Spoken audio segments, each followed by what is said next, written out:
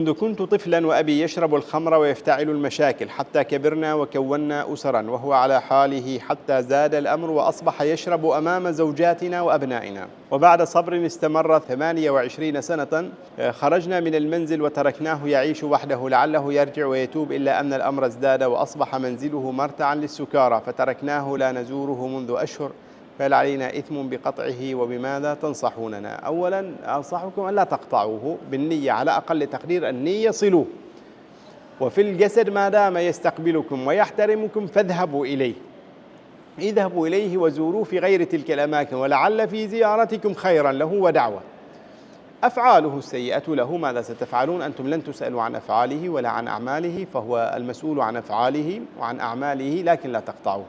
ما دام لا يؤذيكم في زيارتكم ولا يدعوكم إلى منكر حينما تزورونه فهو أبوكم، وزوروه واسعوا إلى أن تجدوا فرصة لنصحه بأي أسلوب كان، وبإذن الله تعالى سيجعل الله تعالى بعد عسر يسرا، ولعله بإخلاصكم وبسعيكم الجاد لإصلاحه سيصلحه الله تعالى وسيهديه، والله أعلم.